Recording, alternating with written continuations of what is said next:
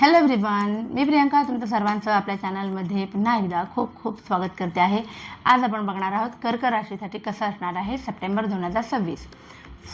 आपण relationship, finance, career, health सगळं बघणार आहोत. व्हिडिओ शेवटपर्यंत बघा आणि मला कमेंटमध्ये कळवा तुम्हाला अजून कोणत्या प्रकारचे व्हिडिओज बघायला आवडतील.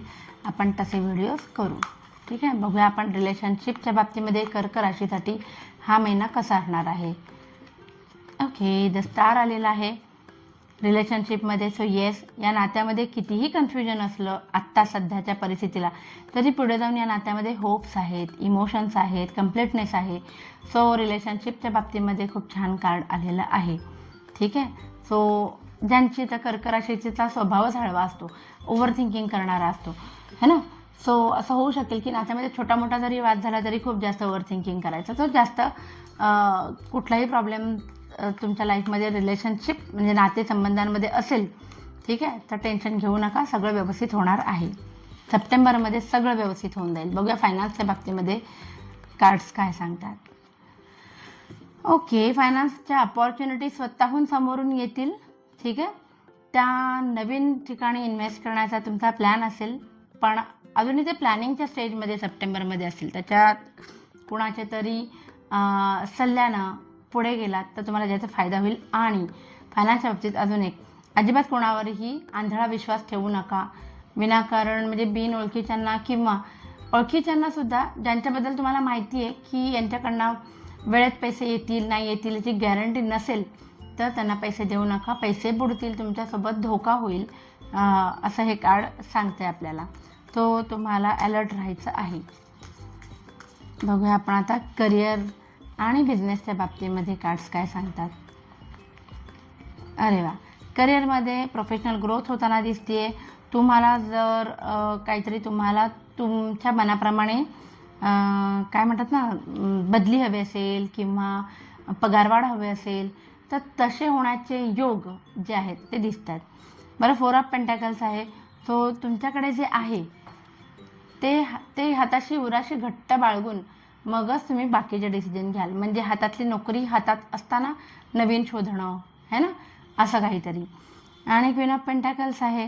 सो हे सुद्धा सांगतं की खूप खूप केअरिंग नेचरने तुम्ही तुमच्या कलिगसोबत, तुमच्या बिझनेस पार्टनरसोबत, तुमच्या क्लायंटसोबत तुमचा व्यवहार असेल. पैसे पण त्यातनं जे येतील ते तुम्ही खूप छान इन्व्हेस्ट करायचा आधीच प्लॅन तुम्ही केला असेल, त्याप्रमाणे प्लॅनिंगनुसार ते घडणार आहेत गोष्टी. सो हा महिना करिअर बिझनेससाठी छान होता. एकही निगेटिव्ह कार्ड आलेलं नाही. बघूया आपण जे स्टुडंट आहेत कर्क राशीचे त्यांच्यासाठी काय आहेत कार्ड्स. स्टुडंट्स खूप जास्त दगदग केल्यामुळे आजारपण येण्याची शक्यता आहे. सो येस, अभ्यास करा पण स्वतःला पण वेळ द्या. ठीक आहे, कारण तुमच्या अचानक आजारपण येण्यामुळे कदाचित एखाद्या परीक्षेवरती त्याचा परिणाम होऊ शकतो. सो एवढी बाजू तुम्हाला सांभाळावी लागणार आहे. बघूया आपण आता ऑलमोस्ट सगळं झालं आहे. हेल्थ कशी असणार आहे कर्क राशीच्या लोकांसाठी. हेल्थ दोन्ही पण स्वॉर्ड्सचे कार्ड आलेले आहेत. एअर एलिमेंट आहे. सो तुम्हाला तुमची काळजी घ्यायची आहे. अँगर इश्यूज फार होऊ शकतात. अँगर इश्यूजमध्ये मुळे काय होऊ शकतं, तुम्हाला मेंटल स्ट्रेस येऊ शकतो, इलनेस येऊ शकते. धारदार वस्तूंपासून पण तुम्ही सावध राहा असं पण मी म्हणेन. ठीक आहे, थोडा बॅलन्स करायची गरज आहे. मग बॅलन्स म्हणजे मग कुठल्या तुमच्या इटिंग हॅबिट्स म्हणजे हेल्दी इटिंग हॅबिट्स तुम्हाला आता फॉलो कराव्या लागतील. शिवाय तुम्हाला एक्सरसाइजवरती पण कंट्रोल ठेवायला लागेल. व्यायाम करा, योग्य पद्धतीचा आहार ठेवा, या गोष्टींचा फायदा होईल. अदरवाईज ह्या नाही फॉलो केल्या, इम्बॅलन्स केला इकडे कुठे की मग तुम्हाला आजारपण येऊ शकतं. ठीक आहे, रुटीन ब्लड टेस्ट करून घ्या असं मी म्हणेन. त्याच्यामुळे बराचसा फरक पडेल.